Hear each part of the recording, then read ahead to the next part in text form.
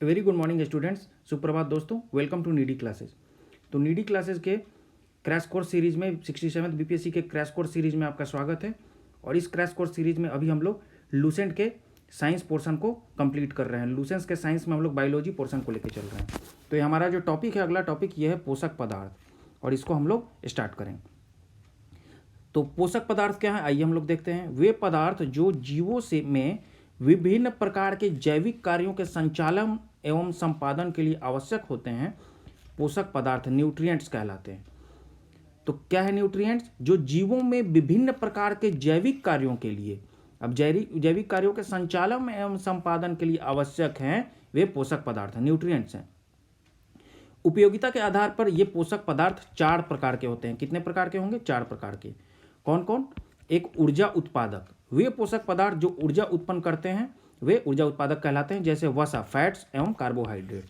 दूसरा उपापचयी नियंत्रक, वे पोषक पदार्थ जो शरीर की विभिन्न उपापचयी क्रियाओं का नियंत्रण करते हैं वे उपापचयी नियंत्रक कहलाते हैं, जैसे विटामिन, लवण एवं जल। वृद्धि तथा निर्माण पदार्थ, वे पोषक पदार्थ जो शरीर की वृद्धि एवं शरीर की टूट फूट की मरम्मत का कार्य करते हैं, वे वृद्धि तथा निर्माण पदार्थ कहलाते हैं, जैसे प्रोटीन।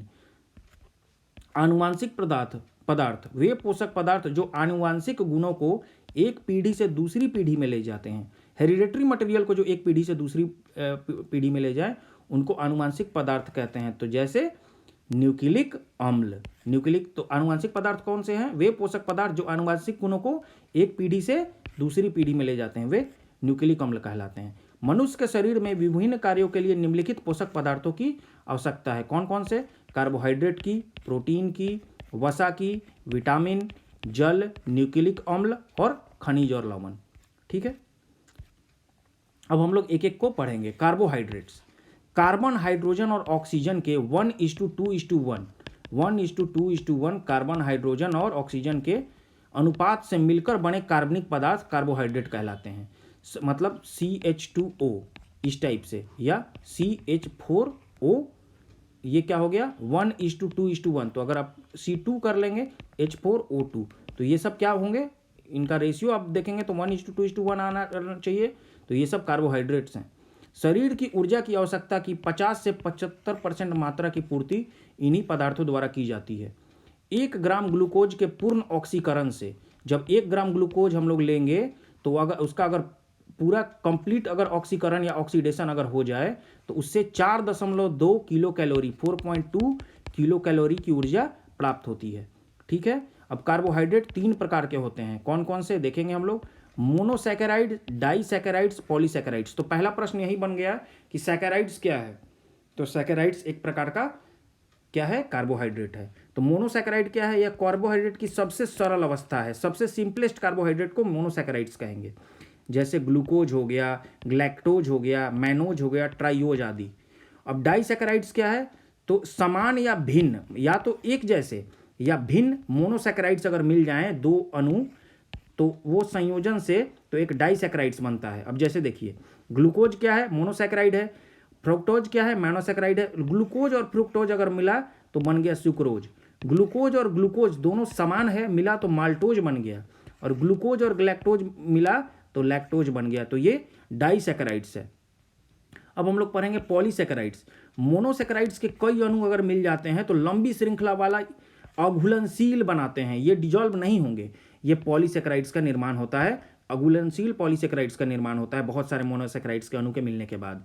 यह आर्थ्रोपोडा के बाह्य कंकाल व सेलुलोज में पाया जाता है। जो भी आर्थ्रोपोड्स हैं उसका जो बाहर का कंकाल है या सेलुलोज जो है, इसीलिए सेलुलोज घुलनशील होता नहीं है, तो उसका जो उसमें यह पाया जाता है पॉलीसैकेराइड्स। अब इसके अन्य उदाहरण क्या क्या हैं? Starch, glycogen, chitin. काइटिन भी है, जैसे कुछ कीड़े मकोड़े के जो ऊपरी सतह काइटिन के बने होते हैं, ये भी जो है पॉलीसैकेराइड्स हैं। स्टार्च, ग्लाइकोजन जो भी है वो भी पॉलीसैकेराइड्स हैं। अब कार्बोहाइड्रेट का हम लोग प्रमुख कार्य देख लेंगे। ऑक्सीकरण द्वारा शरीर की ऊर्जा की आवश्यकता को पूरा करना, शरीर में भोजन संचय की तरह कार्य करना, विटामिन C का निर्माण करना, न्यूक्लिक अम्लों का निर्माण करना और जंतुओं के बाह्य कंकाल का निर्माण करना, ये सब कार्बोहाइड्रेट के कार्य हैं। अब कार्बोहाइड्रेट के प्रमुख स्रोत क्या कहें? गेहूं, चावल, मक्का, बाजरा, आलू, शकरकंद, शलजम। ये जो भी अनाज हैं ये हमें कार्बोहाइड्रेट देंगे। आलू कार्बोहाइड्रेट देगा, शकरकंद शलजम हमें कार्बोहाइड्रेट देगा। अब दूसरा हम लोग देखेंगे प्रोटीन। अब प्रोटीन क्या है, तो प्रोटीन शब्द का सर्वप्रथम प्रयोग जे बर्जेलियस ने किया था। किसने किया था? बर्जेलियस ने किया था। यह एक जटिल कार्बनिक यौगिक है। मैंने पहले भी बताया कि प्रोटीन बहुत कॉम्प्लेक्स बायोमोलिक्यूल है, बहुत ही, और इसका सिंपलेस्ट फॉर्म क्या होता है? अमीनो एसिड होता है, जो 20 अमीनो अम्ल से मिलकर बना होता है। 20 अमीनो अम्ल अगर मिल जाते हैं तो प्रोटीन बनता है। मानव शरीर का लगभग 15% भाग प्रोटीन से ही निर्मित होता है। सभी प्रोटीन में नाइट्रोजन पाया जाता है, वेरी इंपॉर्टेंट, क्योंकि अमीनो एसिड में नाइट्रोजन होगा। अमाइन ग्रुप है ना, तो इसलिए उसमें नाइट्रोजन होगा ही, तो सभी प्रोटीन में नाइट्रोजन पाया जाता है। ऊर्जा उत्पादन एवं शरीर की मरम्मत दोनों कार्यों के लिए प्रोटीन उत्तरदायी होता है। प्रोटीन का कार्य क्या है? शरीर की मरम्मत, शरीर में कहीं वियर एंड टियर हो जाए या ऊर्जा कहीं उत्पादन करना हो तो भी प्रोटीन का जरूरत चाहिए। मनुष्य के शरीर में 20 प्रकार की प्रोटीन की आवश्यकता होती है, जिनमें से 10 का संश्लेषण शरीर स्वयं करता है तथा शेष 10 भोजन के द्वारा प्राप्त होते हैं। 10 टाइप के प्रोटीन जो हैं वो शरीर के अंदर ही बन जाते हैं, और 10 प्रकार के प्रोटीन जो है हम लोग भोजन से लेते हैं।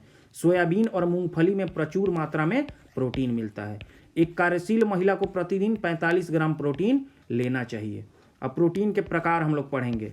सरल प्रोटीन, वे प्रोटीन जो केवल अमीनो अम्ल के बने होते हैं, सरल या सिंपल प्रोटीन कहलाते हैं। उदाहरण एल्ब्यूमिन्स जो हैं या ग्लोब्यूलिन्स जो हैं, हिस्टोन प्रोटीन, ये सब क्या है? हिस्टोन हो गया, ग्लोब्यूलिन्स हो गया, एल्ब्यूमिन्स हो गया, ये सरल प्रोटीन है। संयुग्मी प्रोटीन, वे प्रोटीन जिसके अणुओं के साथ समूह भी जुड़े रहते हैं। अब इनके मॉलिक्यूल्स के साथ समूह जुड़े रहेंगे, वो संयुग्मी प्रोटीन कहलाते हैं। अब जैसे क्रोमोप्रोटीन हो गया, ग्लाइकोप्रोटीन हो गया, ये सब संयुग्मी प्रोटीन है। अब एक है व्युत्पन्न प्रोटीन, वे प्रोटीन जो प्राकृतिक प्रोटीन के जलीय अपघटन से बनते हैं। जो नेचुरल जो भी प्रोटीन है उनका अगर जलीय अपघटन हो जाए तो उससे बनते हैं, जो वो क्या कहलाते हैं? तो वो कहलाते हैं आपके व्युत्पन्न प्रोटीन कहलाते हैं। उदाहरण प्रोटीयंस, पेप्टोन, पेप्टाइड। ठीक है। अब प्रोटीन के महत्वपूर्ण कार्य हम लोग देखेंगे। क्या क्या कार्य हैं? ये कोशिकाओं, जीव द्रव्य जिसको प्रोटोप्लाज्म कहते हैं, एवं ऊतकों के निर्माण में भाग लेते हैं। बी, ये शारीरिक वृद्धि के लिए आवश्यक है। इनकी कमी से शारीरिक विकास रुक जाता है। बच्चों में प्रोटीन की कमी से क्वाशियोरकर एवं मैरास्मस नामक रोग होता है। आवश्यकता पड़ने पर ये शरीर को क्या करते हैं? प्रोटीन ऊर्जा देते हैं। ये जैव उत्प्रेरक, ठीक है, एवं जैविक नियंत्रक के रूप में कार्य करते हैं। ठीक है, ये जैव उत्प्रेरक हैं ये, और जैविक नियंत्रक के रूप में भी कार्य करते हैं। आनुवंशिक लक्षणों के विकास का नियंत्रण यही करते हैं। यह संवहन में भी सहायक होते हैं। अब क्वाशियोरकर क्या है? इस रोग में बच्चों का हाथ पांव दुबला पतला हो जाता है एवं पेट बाहर की ओर निकल जाता है। मैरास्मस क्या है? इस रोग में बच्चों की मांसपेशियां जो हैं वो ढीली हो जाती हैं। ठीक है। अब वसा के बारे में हम लोग पढ़ेंगे, फैट्स के बारे में। वसा जो है ग्लिसरॉल एवं वसीय अम्ल का एक ईस्टर होता है। क्या होता है? वसा जो है एक ईस्टर है। आप लोग केमिस्ट्री में पढ़े होंगे ईस्टर फंक्शनल ग्रुप, तो वो एक ईस्टर है फैट, और वो क्या है? ग्लिसरॉल और वसीय अम्ल, जो आपका फैटी एसिड का एक ईस्टर होता है। इसमें कार्बन, हाइड्रोजन एवं ऑक्सीजन विभिन्न मात्राओं में उपस्थित रहते हैं। कार्बन, हाइड्रोजन और ऑक्सीजन अगर 1:2:1 में है तो वो कार्बोहाइड्रेट है, अगर अलग अलग मात्रा में है तो वो फैट है। वसा सामान्यतः 20 डिग्री सेल्सियस ताप पर ठोस अवस्था में होता है। तो अगर 20 डिग्री सेल्सियस पर ठोस सॉलिड रहेगा, परंतु यदि वे इस ताप पर द्रव अवस्था में हो तो उन्हें तेल कहते हैं। अगर वसा फैट जो है अगर 20 डिग्री जो कि रूम टेम्परेचर है उस पर अगर वो द्रव्य रहे तो वो तेल कहलाएगा, और ठोस रहे तो वो वसा कहलाएगा। जैसे कि बटर होता है, जैसे घी होगा, तो ये क्या है? वसा कहलाएगा। वसा अम्ल जो है, इस जो आपका फैटी एसिड्स हैं वो दो प्रकार के होते हैं, एक संतृप्त तथा एक असंतृप्त। संतृप्त जो जिसको सैचुरेटेड कहेंगे, असंतृप्त जिसको अनसैचुरेटेड कहेंगे। असंतृप्त वसा जिसको अनसैचुरेटेड वसा बोलते हैं अम्ल, मछली के तेल एवं वनस्पति तेलों में मिलते हैं। तो मछली के तेल में और वनस्पति तेल में कौन से वसा मिलेंगे? अनसैचुरेटेड वसा, असंतृप्त वसा। केवल नारियल का तेल तथा तार का तेल जो पाम ऑयल है उसमें सैचुरेटेड तेल के उदाहरण है। 1 ग्राम वसा से 9.3 किलो कैलोरी ऊर्जा उत्पन्न होती है। सामान्यतः एक वयस्क व्यक्ति को 20 से 30% ऊर्जा वसा से प्राप्त होनी चाहिए। शरीर में इनका संश्लेषण माइटोकॉन्ड्रिया में होता है। तो वसा का संश्लेषण कहाँ होता है? माइटोकॉन्ड्रिया में होता है। अब वसा का मुख्य कार्य क्या है हम लोग देखेंगे। तो यह शरीर को ऊर्जा प्रदान करती है। यह त्वचा के नीचे जमा होकर शरीर के ताप को बाहर नहीं निकलने देती। फैट का एक लेयर आपके स्किन के नीचे बन जाता है और इसी के कारण आपके शरीर का जो ताप है वह बाहर नहीं निकल पाता है। यह खाद्य पदार्थों में स्वाद उत्पन्न करती है और आहार को रुचिकर बनाती है। यह शरीर के विभिन्न अंगों को चोटों से बचाती है। ठीक है, तो अब इसके बाद जो है एक टेबल दिया हुआ है और इस टेबल में क्या है, पहले विटामिन की कमी से होने वाला रोग दिया हुआ है, तो इसको हम लोग बाद में देखेंगे। पहले अब हम लोग अब जल के बारे में पढ़ते हैं। तो जल क्या है? वाटर। मनुष्य इसे पीकर प्राप्त करता है। वाटर जो है उसको मनुष्य को लेना पड़ता है, द्रव के फॉर्म में पीना पड़ता है। जल हमारे शरीर का प्रमुख अवयव है। शरीर के भार का जो हमारा बॉडी वेट है उसका 65 से 75% भाग जल होता है। और जल के प्रमुख कार्य क्या हैं ये हम लोग देखेंगे। जल हमारे शरीर के ताप को स्वेदन, पसीना तथा वाष्पन, जिसको इवापोरेशन कहते हैं, द्वारा नियंत्रित करता है। जब इवापोरेशन होगा तो क्या होगा? कूलिंग इफेक्ट होगा, क्योंकि इवापोरेशन का कूलिंग इफेक्ट होता है। ठीक है, शरीर के अपशिष्ट पदार्थों के उत्सर्जन का महत्वपूर्ण माध्यम है क्या? जल। शरीर में होने वाली अधिकतर जैव रासायनिक अभिक्रियाएं जलीय माध्यम में संपन्न होती हैं, तो इसलिए जल इंपॉर्टेंट हो गया। अब उसके बाद क्या है? न्यूक्लिक एसिड, जो कि न्यूक्लिक अम्ल है। ये कार्बन, हाइड्रोजन, नाइट्रोजन भी है, इसमें ऑक्सीजन व फास्फोरस भी है, से बने न्यूक्लियोटाइड के बहुलक हैं। अब carbon, hydrogen, nitrogen, oxygen, phosphorus मिलकर क्या बनाता है? न्यूक्लियोटाइड बनाता है। और हम लोग पीछे पढ़ चुके हैं कि न्यूक्लियोटाइड कैसे बनता था। उसमें क्या होता था? फॉस्फेट ग्रुप होता था और शुगर बेस होता था। ठीक है, हम लोग पढ़े हैं। डीएनए और आरएनए के पार्ट्स होते थे, एटीजीसी, एयूजीसी आप लोग पढ़े हैं। तो वही हुआ कि ये न्यूक्लिक एसिड उसी से बनेगा। तो न्यूक्लिक एसिड क्या बनेगा? न्यूक्लियोटाइड के बहुलक हैं, बहुत सारे न्यूक्लियोटाइड मिलकर न्यूक्लिक एसिड बनाएंगे। कौन कौन से टाइप के न्यूक्लिक एसिड होंगे? DNA, deoxy ribo nucleic acid, या आरएनए, राइबो न्यूक्लिक एसिड। अब डीएनए का स्ट्रक्चर क्या होगा? Double helical. आरएनए का क्या होता है? Single helical. तो जो अल्प मात्रा में हमारी कोशिकाओं में, हमारे सेल्स में डीएनए वो आरएनए के रूप में न्यूक्लिक एसिड पाया जाता है। अब इनका प्रमुख कार्य क्या है? आनुवंशिक गुणों को एक पीढ़ी से दूसरी पीढ़ी में पहुंचाना, एंजाइम्स के निर्माण एवं प्रोटीन संश्लेषण का नियंत्रण करना, या तीसरा यह क्रोमेटिन जाल का निर्माण करते हैं। अब जो है हम लोग, अब ये एक वसा का पार्ट ऊपर में बचा हुआ था। वसा की कमी से त्वचा रूखी हो जाती है, वजन में कमी आती है एवं शरीर का विकास रुक जाता है। वसा की अधिकता से शरीर जो है वो स्थूल हो जाता है, हृदय की बीमारी होती है एवं रक्तचाप बढ़ जाते हैं। तो इसलिए वसा की अधिकता नहीं होना चाहिए। अब विटामिन हम लोग देखेंगे। विटामिन का आविष्कार फंक ने 1911 ईस्वी में किया। बार बार ये प्रश्न आता है, विटामिन का आविष्कार किसने किया? फंक ने किया, 1911 ईस्वी में किया था। यह एक प्रकार का कार्बनिक यौगिक है, इसमें कोई कैलोरी नहीं प्राप्त होगी, परंतु यह शरीर के उपापचय मेटाबॉलिज्म में रासायनिक प्रतिक्रियाओं के नियम के लिए अत्यंत आवश्यक है। कैलोरी तो नहीं मिलेगा विटामिन से, लेकिन मेटाबॉलिज्म के लिए बहुत जरूरी है। इसे रक्षात्मक पदार्थ भी कहा जाता है। अब घुलनशीलता के आधार पर विटामिन दो प्रकार के होते हैं। पहले जल में घुलनशील विटामिन, और जिसको विटामिन बी एवं सी कहेंगे, और एक है फैट या वसा या कार्बनिक घोलकों में घुलनशील विटामिन, जिसको हम लोग विटामिन ए डी ई के, अडेक, ए डी ई के, ये क्या है? फैट में डिजॉल्व करते हैं। और बी और सी क्या है? वाटर में डिजॉल्व होंगे। अब विटामिन ए जो है यह नेत्र, त्वचा, हड्डी एवं हमारे शरीर की प्रतिरक्षा प्रणाली को मजबूत करता है। विटामिन B12, जिसको साइनोकोबालामाइन भी कहते हैं, ये कोबाल्ट में पाया जाता है। विटामिनों का संश्लेषण, विटामिन ए को रेटिनॉल कहते हैं। विटामिनों का संश्लेषण हमारे शरीर की कोशिकाओं द्वारा नहीं हो सकता। हमारे शरीर के जो भी कोशिकाएं हैं, सेल्स हैं, उनका संश्लेषण विटामिन नहीं कर पाता, मतलब सेल्स विटामिन का संश्लेषण नहीं कर पाते। इसकी पूर्ति कैसे होगी? विटामिन युक्त भोजन से ही होती है। तथापि विटामिन डी एवं विटामिन के का संश्लेषण हमारे शरीर में होता है। के और डी हमारे शरीर में बनता है। विटामिन डी कैसे बनेगा? सनलाइट के प्रेजेंस में।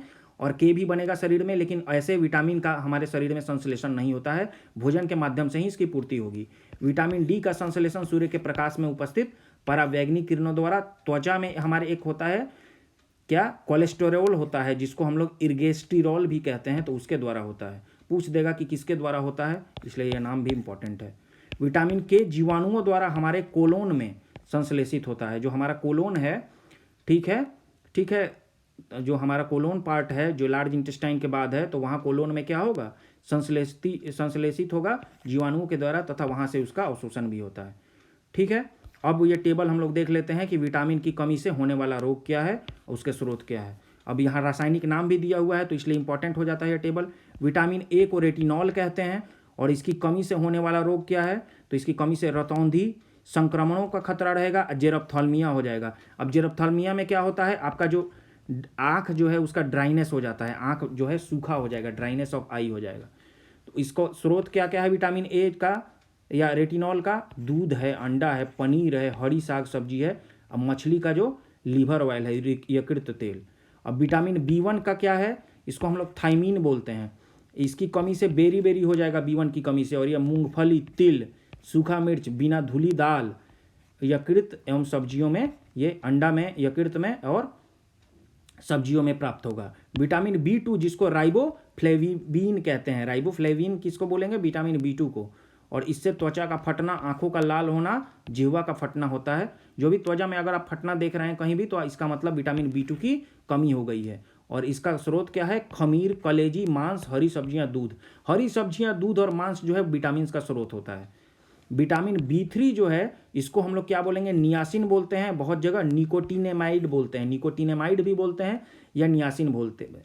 और इसकी कमी से पेलाग्रा हो जाएगा, जिसको त्वचा दाद बोलते हैं, या 4D सिंड्रोम हो जाएगा। तो ये भी मांस, मूंगफली, आलू, टमाटर, पत्ती वाली सब्जियां में मिलेगा। विटामिन B5, अभी हम लोग 1 देखे, 2 देखे, 3 देखे, अब 5 पे आ जाएंगे, 4 नहीं होता है। इसको हम लोग पैंटोथेनिक एसिड या पैंटोथेनिक अम्ल बोलते हैं। और इसकी कमी से, विटामिन B5 की कमी से बाल सफ़ेद हो जाएगा और कोई व्यक्ति मंद बुद्धि हो जाएगा। तो इसकी कमी कैसे पूरी होगी? स्रोत क्या है? मांस, दूध, मूंगफली, गन्ना, टमाटर है। विटामिन फिर B6 पे हम लोग आ जाते हैं। इसको हम लोग पायरिडॉक्सिन कहते हैं। यह इसकी कमी से एनीमिया और त्वचा रोग होगा। और इसकी कमी पूरी होगी यकृत, मांस और अनाज से। विटामिन B7, देखिए 4 को छोड़ के 1 2 3 5 6 7 तक हम लोग आ गए। विटामिन B7 को बायोटीन कहते हैं। और लकवा इसकी कमी से हो जाएगा, शरीर में दर्द हो जाएगा, बालों का गिरना शुरू हो जाएगा। तो पूछता है प्रश्न कि लकवा किस विटामिन की कमी से होता है? तो B7 की कमी से। और इसकी पूर्ति भी मांस, अंडा, यकृत और दूध से हो जाएगा। फिर 7 के बाद सीधे हम लोग 11 पे आएंगे। विटामिन B11 को फॉलिक एसिड या फॉलिक अम्ल कहते हैं। इसकी कमी से एनीमिया होगा या पेचिश रोग हो जाएगा। और इसका पूर्ति होगा दाल से, यकृत से, सब्जियां, अंडा और सीम से हो जाएगा। फिर विटामिन B12, 11 के बाद 12, जिसको हम लोग साइनोकोबालामाइन कहेंगे। इसकी कमी से एनीमिया होता है और पांडु रोग होता है। मांस, कलेजी और दूध से इसकी कमी पूरी होगी। अब विटामिन C जो है, अब ये हम लोग पूरा B विटामिन के बारे में पढ़े, तो B विटामिन जल में घुलनशील था। C भी जल में घुलनशील विटामिन है, इसको एस्कॉर्बिक एसिड कहते हैं। और स्कर्वी हो जाएगा इसकी कमी से बीमारी, और मसूड़े का फूलना हो जाएगा। स्कर्वी भी मसूड़े से ही रिलेटेड बीमारी है। और इसकी कमी आप लोग को सबको पता है, नींबू, संतरा, खट्टे फल जो है, नारंगी, टमाटर, खट्टे पदार्थ, मिर्च, अंकुरित अनाज से विटामिन C की कमी पूरी होगी। अब विटामिन D, ये फैट सॉल्युबल है, ये वसा में घुलेगा। तो इसको हम लोग कैल्सीफेरोल बोलते हैं, विटामिन D को। तो कैल्सीफेरोल की कमी से, D की कमी से रिकेट्स हो जाएगा बच्चों में। और वयस्क में ऑस्टियोमलेशिया, ऑस्टियोमलेशिया हड्डी की बीमारी है। इसमें हड्डी क्या है? ब्रिटल हो जाता है, बहुत टूटने लगता है हड्डी। तो मछलीकृत तेल में, दूध में और अंडे से इसकी कमी पूरी होगी। और सनलाइट का सेवन करने से, सूर्य धूप में बैठने से। विटामिन E को टोकोफेरोल बोलते हैं। जनन शक्ति को कम हो जाएगा इसकी कमी से। तो विटामिन E बहुत ज़रूरी है रिप्रोडक्टिव पावर मेंटेन रखने के लिए। और ये पत्ती वाली सब्जियां, दूध, मक्खन, अंकुरित गेहूं, वनस्पति में प्राप्त होगा। विटामिन K, इसको फिलोक्विनिन बोलते हैं, फाइलोक्विनिन अंग्रेजी में या फिलोक्विनिन हिंदी में, ठीक है। इसकी कमी अगर हो जाएगी तो रक्त का थक्का नहीं बनेगा। क्यों? रक्त का थक्का होने में मदद कौन करेगा? विटामिन K करता है। तो ये मिलेगा टमाटर में, हरी सब्जियां, आंतों में भी ये उत्पन्न होता है। तो इस प्रकार से हमने विटामिन का, जो कि बहुत इंपॉर्टेंट टेबल है, कंप्लीट कर लिया। इसका जो रासायनिक नाम है वेरी वेरी इंपॉर्टेंट है। और इसकी कमी से कौन बीमारी होती है वो भी वेरी वेरी इंपॉर्टेंट है। तो ये दोनों को आप लोग एकदम रट जाएंगे, मगअप कर लेंगे, ठीक है। ठीक है, और अब हम लोग आगे देखेंगे।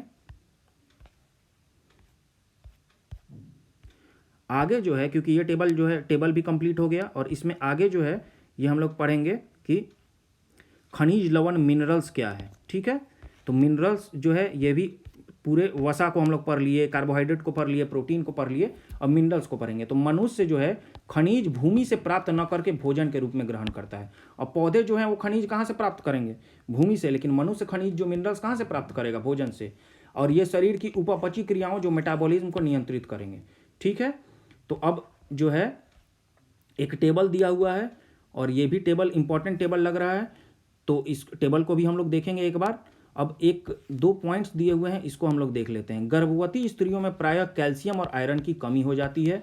हमारे शरीर में लगभग 15 से अधिक खनिज लवण अलग अलग रूपों में पाए जाते हैं। तो खनिज लवण जो है 15 से अधिक पाए जाते हैं प्रकार के, और यह शरीर के कुल वजन का 4 से 5% होता है। शरीर के कुल वजन का 65 से 70% क्या होता है? पानी, लेकिन 4 से 5% खनिज लवण होता है। तो इसको याद रखिएगा आप लोग, ठीक है। अब पोषण अगला टॉपिक है, उसके शुरू होने से पहले ये टेबल है, इस टेबल को हम लोग कंप्लीट कर लेते हैं। तो इस टेबल में हम लोग क्या क्या देखेंगे, आइए देखते हैं। इस टेबल में पहले खनिज दिया हुआ है, उसके बाद उसकी दैनिक मात्रा दी हुई है, मुख्य स्रोत क्या है और उसके प्रकार क्या हैं, ये आपको दिया हुआ है, ठीक है। तो पहला है सोडियम, ठीक है। तो सोडियम हम लोग लेंगे क्लोराइड के रूप में, नमक के रूप में लेते हैं। 2 से 5 ग्राम लेना चाहिए, और मुख्य स्रोत है इसका साधारण नमक, मछली, मांस, अंडे और दूध। तो यह सामान्यतः कोशिका बाह्य द्रव्य जो कि प्रोटोप्लाज्म में धनायन के रूप में होता है तथा निम्न कार्यों से संबंध है। इसका कार्य क्या है? तो पेशियों का संकुचन, तंत्रिका तंतु में तंत्रिका आयोग का संचरण, शरीर में धनात्मक विद्युत अपघट्ट संतुलन बनाए रखने में इसका उपयोग है। उपयोग ज़्यादा इंपॉर्टेंट नहीं है, आपको बस ये जान लीजिए कि दैनिक मात्रा और स्रोत क्या है। पोटेशियम जो है 1 ग्राम में लेना होगा। लगभग सभी खाद्य पदार्थों में यह पोटेशियम मिलता है, और सामान्यतः कोशिका द्रव में यह भी मिलेगा धन आयन के रूप में, पॉजिटिव आयन के रूप में। तो सोडियम पोटेशियम दोनों आपके प्रोटोप्लाज्म में मिलेगा। कैसे? ये आपको मिलेगा पॉजिटिव आयन के रूप में। यह निम्न अभिक्रियाओं के लिए आवश्यक है। कौन कौन सी अभिक्रिया? कोशिकाओं में होने वाले अनेक रासायनिक अभिक्रिया, जो भी सेल में जो भी आपके एक्टिविटीज हैं उसके लिए पोटेशियम चाहिए। पोटेशियम का एक मुख्य स्रोत केला भी होता है, ठीक है। पेशीय संकुचन, तंत्रिका आयोग का संरचन, आवेग का संचरण, शरीर में विद्युत अपघटन संतुलन बनाए रखने में इसका उपयोग है। अब तीसरा है कैल्शियम। तो कैल्शियम लगभग 1.2 ग्राम चाहिए। दूध, पनीर, अंडे, चना, हरी सब्जियां, साबुत अन्न और रागी और मछली में ये पाया जाता है। यह विटामिन के साथ हड्डियों तथा दांतों को दृढ़ता प्रदान करता है, ठीक है। रुधिर के स्पंदन में, ब्लड के स्पंदन में भूमिका है इसकी। पेशीय संकुचन, जो मस्कुलर संकुचन है उसके प्रक्रिया से संबंध रखता है। अब हम लोग देखेंगे फास्फोरस, ये भी कैल्शियम की भांति 1.2 ग्राम चाहिए। यह भी दूध, पनीर, हरी पत्तेदार सब्जियां, बाजरा, रागी, गिड़ी, जई, आटा, कलेजी तथा गुर्दे में प्राप्त होता है। और इसका क्या काम है? तो इसका कैल्शियम से संबंध होकर दांतों तथा हड्डियों को दृढ़ता प्रदान करना, ये भी इसका भी यही काम है। तो ये क्या करता है? फास्फोरस जो है कैल्शियम के साथ मिलकर ये भी दांत और हड्डियों को दृढ़ता प्रदान करता है। यह शरीर के तरल पदार्थों के संरचनात्मक संतुलन बनाए रखने में सहायक है। फास्फोरस क्या करेगा? जो भी हमारे बॉडी में लिक्विड्स हैं उसके स्ट्रक्चर को ये बैलेंस रखता है। अब लौह, आयरन जिसको बोलेंगे, Fe से डिनोट करते हैं, फेरस होता है आयरन का केमिकल नेम। तो आयरन जो है वो 25 mg चाहिए बच्चों में, बालक में, और 35 mg बालिका में ज़्यादा चाहिए, 35 mg। कैसे मिलेगा ये? कलेजी में मिलेगा, गुर्दे, अंडे का जो पीतक है उसमें मिलेगा, चोकर युक्त आटे की रोटी में मिलेगा, बाजरा में मिलेगा, रागी, सेब, केला, पालक एवं अन्य हरी सब्जियां और गुड़ में मिलेगा। अब लोहा क्या है? लाल रुधिर कणिकाओं में हीमोग्लोबिन के बनने के लिए आवश्यक है। अगर आप लोग लोहा लेंगे तो इसके लिए तब ही RBC बन पाएगा और हीमोग्लोबिन का निर्माण होगा। तो यह ऊतक में ऑक्सीकरण के लिए आवश्यक है, जो आपका टिश्यूज में ऑक्सीडेशन होगा इसी के कारण हो पाएगा। अब हम लोग देखेंगे आयोडीन। तो आयोडीन जो है आपको 20 mg चाहिए। कितना चाहिए? 20 mg। मछली, समुद्री खरपतवार, हरी पत्तेदार सब्जियां, आयोडीन नमक में आयोडीन मिलेगा। यह थायराइड ग्रंथि द्वारा स्रावित थायरोक्सिन हार्मोन के संश्लेषण के लिए आवश्यक है। अब आप लोग जानते ही हैं कि थायरोक्सिन हार्मोन जो है उसके संश्लेषण के लिए चाहिए, थायराइड ग्रंथि के लिए चाहिए आयोडीन। मैग्नीशियम कम मात्रा में चाहिए। जस्ता, जिंक कम मात्रा में चाहिए। तांबा, इसलिए ये माइक्रोन्यूट्रिएंट्स है, कम मात्रा में चाहिए। कॉपर और कोबाल्ट ये कम मात्रा में चाहिए। तो मैग्नीशियम सब्जी में मिलेगा, जिंक आपको लीवर और मछली में मिलेगा, तांबा जो है मांस, मछली, लीवर, अनाज में मिलेगा, और कोबाल्ट भी मांस, मछली और जल में मिलेगा। और मैग्नीशियम क्या करेगा? पेशी तंत्र एवं तंत्रिका तंत्र की क्रिया हेतु कैंसर से बचाव के लिए मैग्नीशियम चाहिए, ठीक है। जस्ता जो है, जिंक जो है वो इंसुलिन कार्यकी के लिए चाहिए, जिंक। और तांबा जो है हीमोग्लोबिन तथा अस्थियों के निर्माण के लिए कॉपर चाहिए, इलेक्ट्रॉन संवाहक के रूप में चाहिए। और कोबाल्ट RBC तथा विटामिन B12 के संश्लेषण, इसलिए साइनोकोबालामाइन जो है विटामिन B12 के जो बनने में कोबाल्ट का इंपॉर्टेंट रोल हो जाता है, इसलिए कोबाल्ट भी आपके शरीर में आवश्यक है। तो इसके बाद हमारा टॉपिक जो शुरू हुआ है वह है पोषण। तो आइए हम लोग पोषण को कंप्लीट करते हैं। अब पोषण में पहले आएगा बैलेंस डाइट। संतुलित पोषण क्या है? वह पोषण जिससे जीव के लिए आवश्यक सभी पोषक तत्व पर्याप्त मात्रा में उपलब्ध हों संतुलित पोषण कहलाता है। तो बैलेंस डाइट का मतलब है कि जिसमें सभी पोषक तत्व मिल जाएं, आपके जितने भी पोषक तत्व हम लोग अभी तक पढ़ रहे हैं, फैट हो गया, आपके विटामिन्स हो गए, आपके कार्बोहाइड्रेट हो गया, प्रोटीन हो गया, तो सब अगर उचित मात्रा में मिलता है अगर भोजन में, तो ये संतुलित पोषण बैलेंस डाइट कहलाता है। आजकल दूध को संतुलित आहार नहीं माना जाता क्योंकि इसमें आयरन एवं विटामिन सी का अभाव होता है। संतुलित आहार व्यक्ति की आयु, लिंग, स्वास्थ्य एवं व्यवसाय पर निर्भर करता है। सामान्यतः एक सामान्य कार्य करने वाले औसत युवा मनुष्य को 3000 से 3500 कैलोरी ऊर्जा उत्पन्न करने लायक भोजन की आवश्यकता होती है। कितनी भोजन चाहिए जिससे उसको 3000 से 3500 कैलोरी ऊर्जा मिल जाए औसत युवा मनुष्य को। यह ऊर्जा प्राप्त करने के लिए भोजन में 90 ग्राम प्रोटीन, 400 से 500 ग्राम कार्बोहाइड्रेट, 50 से 70 ग्राम वसा तथा अन्य आवश्यक तत्वों का होना आवश्यक है। पुरुषों और बालकों को स्त्रियों तथा बालिकाओं की तुलना में अधिक भोजन चाहिए। खाद्य पदार्थों को सुरक्षित रखने के लिए सोडियम बेंजोएट, ये नोट में दिया हुआ है, का प्रयोग किया जाता है। सोडियम बेंजोएट का फॉर्मूला क्या है? C6H5COONA। तो हम लोग जो भी प्रिजर्वेटिव है वो क्या है? Sodium benzoate. ठीक है, अब हम लोग आगे देखते हैं। तो आगे में भोजन और उसके अवयव के बारे में दिया हुआ है, फूड और उसके कंपोनेंट्स के बारे में दिया हुआ है। भोजन वे पोषक पदार्थ हैं जिनको जीव कार्य करने के लिए, वृद्धि और ऊतकों की, टिश्यूज की टूट फूट की मरम्मत के लिए तथा विभिन्न जैव प्रक्रमों को सुचारू रूप से कायम रखने के लिए ग्रहण करता है। इसे 3 प्रमुख वर्गों में विभाजित किया जा सकता है। कौन कौन से वर्ग हैं? ऊर्जा प्रदान करने वाले भोज्य पदार्थ, शरीर निर्माण करने वाले भोज्य पदार्थ एवं प्रतिरोधी क्षमता प्रदान करने वाले भोज्य पदार्थ। अब इसमें एक टेबल दिया हुआ है, हम लोग देख लेंगे। राष्ट्रीय पोषण एवं अनुसंधान संस्थान कहाँ है? तो ये हैदराबाद में है। केंद्रीय खाद्य प्रौद्योगिकी अनुसंधान संस्थान मैसूर में है। और केंद्रीय औषधि शोध संस्थान कहाँ है? तो ये लखनऊ में है। अब मानव शरीर की कैलोरी संबंधी आवश्यकताएं, बहुत इंपॉर्टेंट टेबल है, वेरी वेरी इंपॉर्टेंट, इससे बार बार प्रश्न आते हैं। क्या है? हल्का कार्य करने वाले व्यक्ति के लिए 2000 कैलोरी चाहिए और स्त्री को 2100 कैलोरी। 8 घंटा कार्य करने वाले को 3000 कैलोरी चाहिए और 2500 कैलोरी स्त्री में। और कठिन परिश्रम करने वाले पुरुष को 3600 कैलोरी और स्त्री को 3000 कैलोरी चाहिए। अब एक संतुलित आहार तालिका दी हुई है, तो इस तालिका में बताया गया है कि कितना ग्राम क्या लेना है। ये एग्जाम के लिए इम्पॉर्टेंट नहीं है, ठीक है, नॉट इम्पॉर्टेंट कि कौन क्या लेना चाहिए। इसको बस आप लोग एक बार अगर देखना है तो आप लोग इसको वीडियो को पॉज करके देख सकते हैं कि ये क्या है आहार तालिका। ऐसे बता देता हूँ खाद्य पदार्थ क्या क्या है, जैसे गेहूँ चावल है, दाल है, पत्तीदार सब्जियाँ, दूध, कंदमूल, गुड़ या शक्कर, वसा व तेल, उसकी मात्रा बताया गया है।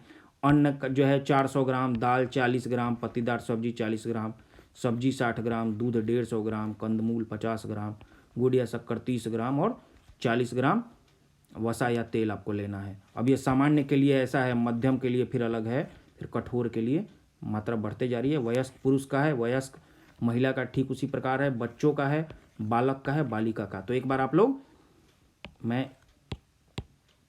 क्या करेंगे, वीडियो को पॉज करके अगर आप लोग चाहें तो इसको नोट कर सकते हैं, देख भी सकते हैं, लेकिन ये इंपॉर्टेंट नहीं है। अब हम लोग देख लेंगे एक नोट जो दिया हुआ है उसको। नोट क्या है? भोजन विषाक्तता का कारण क्या है? लैक्टोबैसिलस है। तो भोजन अगर विषाक्त हो जाता है किसके कारण? लैक्टोबैसिलस एक बैक्टीरिया है, उसके कारण होता है, ठीक है। तो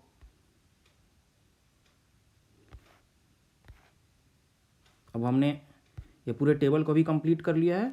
अब आगे हम लोग आएंगे, 2 टेबल है,